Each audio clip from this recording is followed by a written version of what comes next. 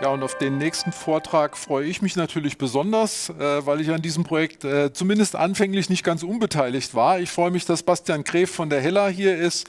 Das Thema wird sein Automated Enterprise Knowledge Graphs for Connected Engineering. Bastian Gref studierte Betriebswirtschaftslehre an der Fachhochschule der Wirtschaft in Bergisch Gladbach. Nach verschiedenen Funktionen bei US-amerikanischen Automobilzulieferern im Finance, Programmmanagement für Kundenprojekte und in der Restrukturierung ist er seit 2015 für den in Lippstadt ansässigen Automobilzulieferer Hella im Segment Automotive Light tätig. Hier beschäftigt er sich vorrangig mit der Entwicklung und Implementierung von Lösungen zur Steigerung der Qualität und Effizienz im Rahmen der Produkt- und Prozessentwicklung. Der Fokus liegt derzeit auf den Themenfeldern Integration von entwicklungsrelevanten Wissens- und Informationen direkt an den Entwicklungsprozess sowie der Produkt- und Prozessreifegrad, Messung und der digitalen Prozessdokumentation.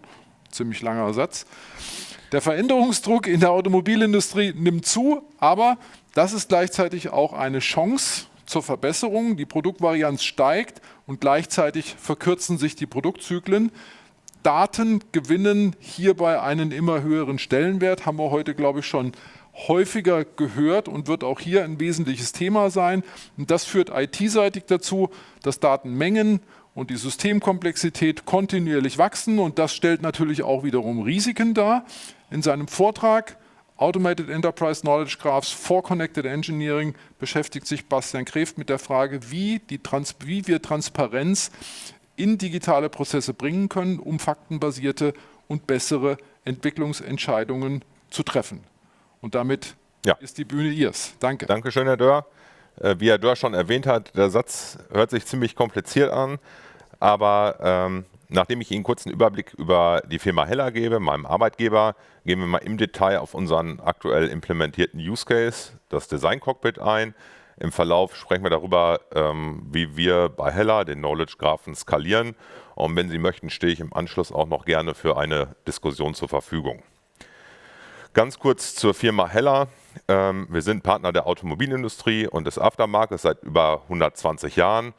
Wir sind in über 125 Locations in knapp 35 Ländern vertreten, haben 36.000 Mitarbeiter, 8.000 circa in der Produktion.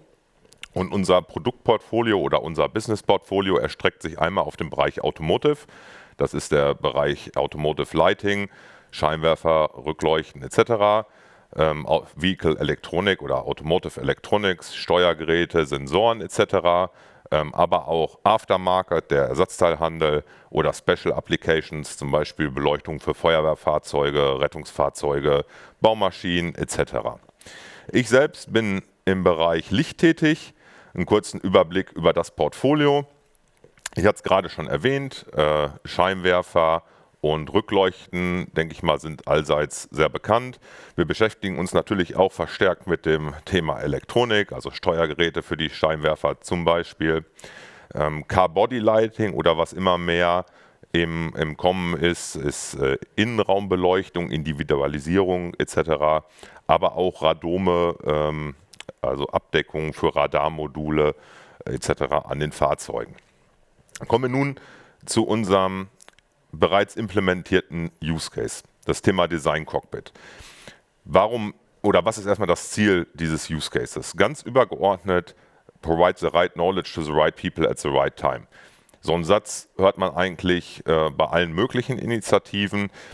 Bei uns geht dieser Begriff Knowledge sogar noch ein Stück weiter. Eigentlich ist es einmal Knowledge im Sinne von klassischem Wissen, aber auch Informationen, die jemand braucht, um seinen Job zu erledigen. Wir fokussieren uns im Moment auf die Produktbereiche Scheinwerfer und Rückleuchten und hier ganz speziell auf die mechanische Konstruktion, also Mechanical Design. Und wichtig zu wissen wäre zum Beispiel für den Konstrukteur, was sind die Hella-Anforderungen oder was sind die Anforderungen hinsichtlich des Designs Richtung Design for Assembly und Design for Manufacturing. Also ich muss mein Bauteil zum Beispiel im CATIA konstruieren und es sollte natürlich nachher auch werkzeuggerecht konstruiert worden sein und nachher muss ich das Bauteil natürlich auch noch zusammenbauen, also der Assembly-Prozess. Das ist DFM und DFA auf einer groben Ebene. Aber es ist natürlich auch noch wichtig, dass das Bauteil, die Komponente oder auch das komplette Endgerät rechtzeitig konstruiert wird. Das heißt, eine weitere Information könnte zum Beispiel sein, wann ist der Werkzeugstart geplant, also wann muss die Konstruktion fertig sein. Wer ist mit im Team? Wer ist der Counterpart vom Ingenieur, vom Entwickler, vom Designer? All diese Themen verstehen wir praktisch in Provide the right knowledge oder Provide the right information to the right people at the right time.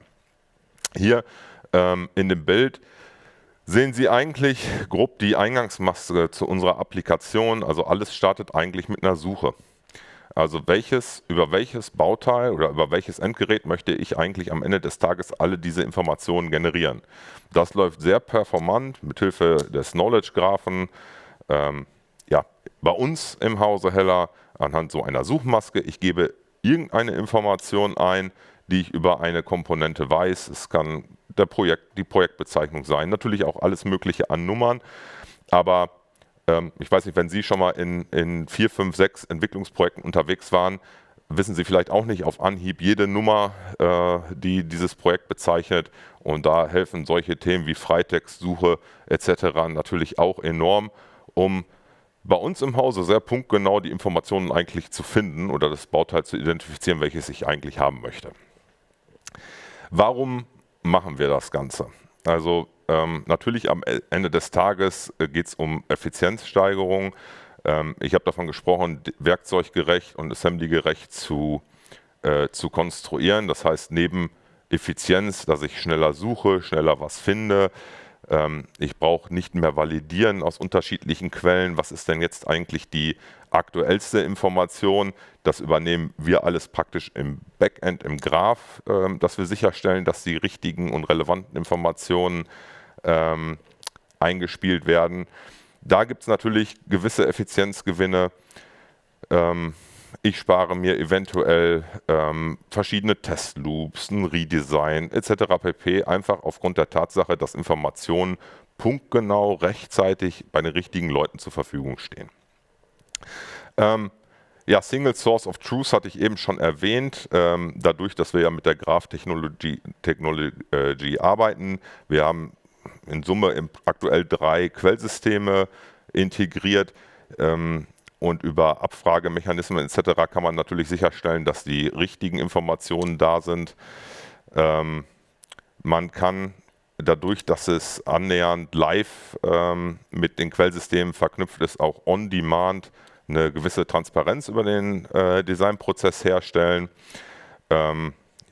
Und am Ende des Tages, ich sage mal, Effizienzgewinn, Qualitätssteigerung und natürlich auch vielleicht nicht zu unterschätzen, eine gewisse steigende Zufriedenheit im Mechanical Design Umfeld, weil die Kollegen natürlich durch diese Applikation, weil die Kollegen natürlich eigentlich bei uns arbeiten, um ein Produkt zu entwickeln, ein Produkt zu designen und nicht nach Informationen zu suchen. Das ist grob der Abriss, warum wir das machen und welches Ziel wir verfolgen. Ich springe mal kurz zur Implementierung unseres Use Cases. Sie sehen, ich gehe direkt auf den ersten Punkt, wie gehen wir vor? Also bei uns im Hause Heller haben wir uns auf die Fahne geschrieben, nicht als U-Boot-Projekt durch die Firma zu laufen und an irgendeinem gewissen Punkt aus der Versenkung hochzukommen und das Tool, was alles kann, der Welt zu präsentieren, sondern wir haben relativ frühzeitig oder eigentlich von Beginn an mit dem betreffenden Kundenkreis, also dem Mechanical Designer, zusammengearbeitet und haben überlegt, okay, was ist eigentlich der Fokus, wo brennt es eigentlich? Also ganz wichtig ist aus unserer Sicht bei der Entwicklung solcher Use Cases genau vor Augen zu haben, welches Problem wollen wir eigentlich beseitigen oder bei welchem Problem wollen wir Hilfestellungen leisten. Und man kann sehr, sehr viele Sachen machen, aber dann dauert es auch wieder länger. Und gut ist natürlich, wenn man als Projekt, so wie das jetzt hier in meinem Fall ist, eine gewisse Visibility im Unternehmen schafft, die Anwender zufriedenstellt. Und dann kann man natürlich, da komme ich aber gleich noch drauf, skalieren, das Projekt auf Strecke weiter ausarbeiten. Und unser Fokus war aber erstmal, eine gewisse Problemstellung so schnell wie möglich zu lösen. Und natürlich, Punkt 1 ist, sein Vorhaben zu skizzieren. Was möchte man, was will man erreichen und warum?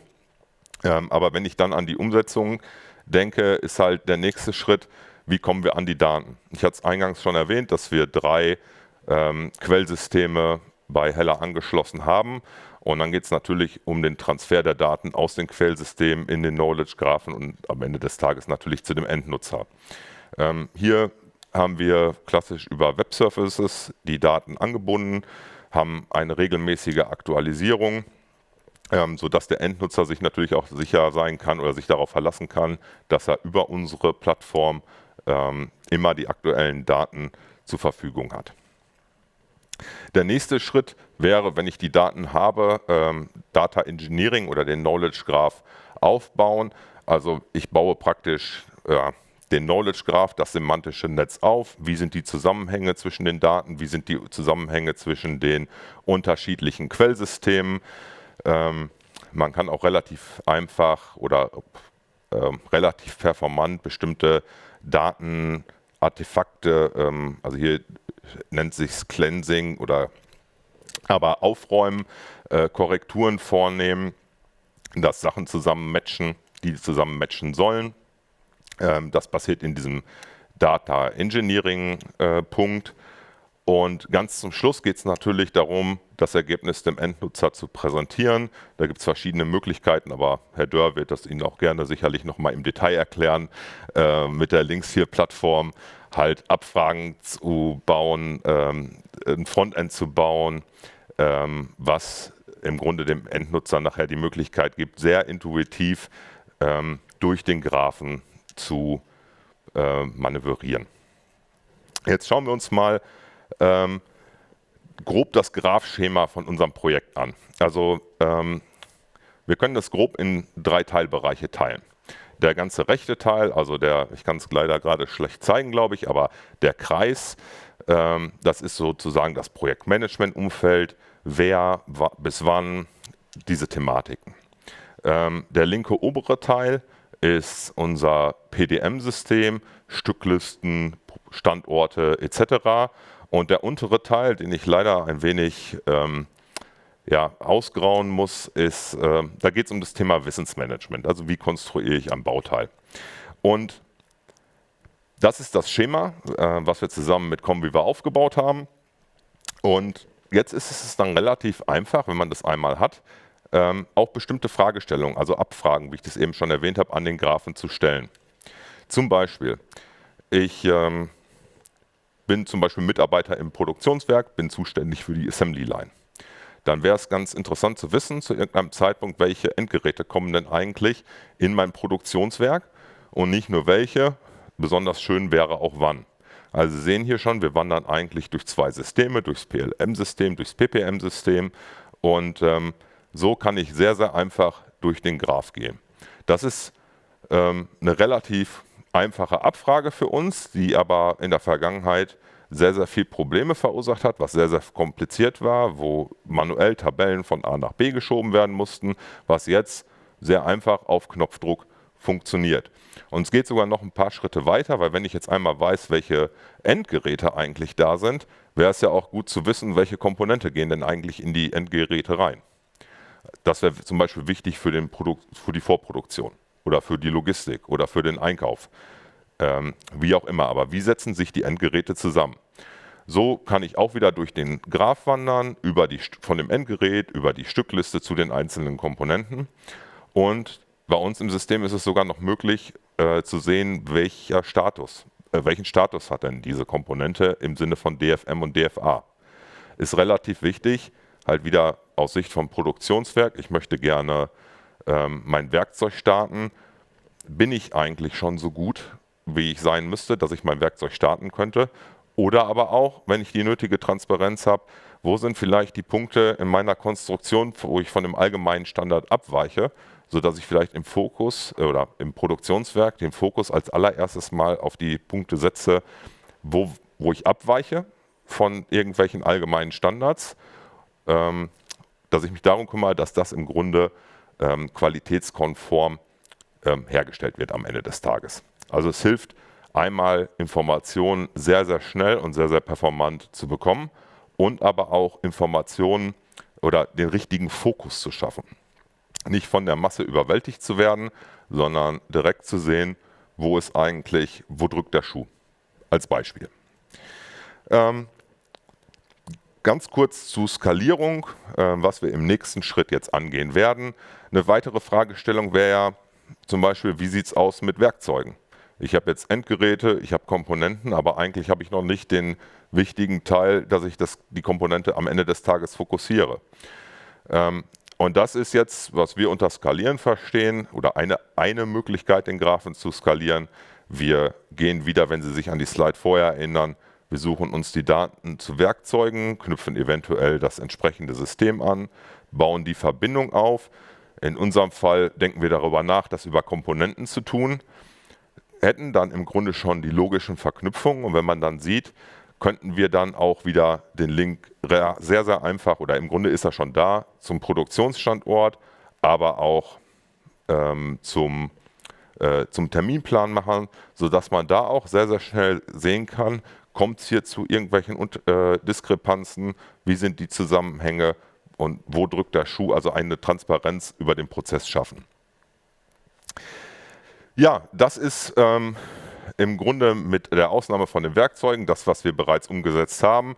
Wir reden hier von knapp 18 Millionen Knoten, die wir implementiert haben, 57 Millionen Relationships, und der Graph oder unser System hat knapp 1000 Nutzer innerhalb von kürzester Zeit und ist sehr, sehr performant. Also wir reden hier über, ich habe es ehrlich gesagt nie gemessen, aber wir reden hier über Millisekunden, in denen ich mein Ergebnis bei uns in Form von einem geführten Cockpit einfach serviert bekomme. Letzter Punkt, praktisch nochmal für uns als Projekt innerhalb von Hella die nächste Skalierungsstufe und sicherlich ein wenig umfangreicher als den Werkzeugteil hinzuzufügen. Sie sehen jetzt gerade mal grob ein Bild. Das V-Modell ist wahrscheinlich jedem ein Begriff. Also wir wandern durch den Entwicklungsprozess von Requirements über unsere Produktarchitektur hin zu verschiedenen Validierungsstufen. Und für Mechanical Design hinsichtlich Design for Manufacturing und Design for Assembly haben wir das grundlegend erstmal umgesetzt. Also wir können zu jedem Zeitpunkt grundsätzlich sagen, wie gut ist unser Design. So, jetzt besteht aber ein Scheinwerfer oder eine Rückleuchte nicht nur aus Kunststoffkomponenten. Wir haben auch noch das Thema Lichtentwicklung, Elektronikentwicklung, Werkzeugentwicklung. Die Assembly Line muss entwickelt werden. Also nicht nur den eigentlichen Produktentwicklungsteil, sondern auch noch den Produktionsentwicklungsteil.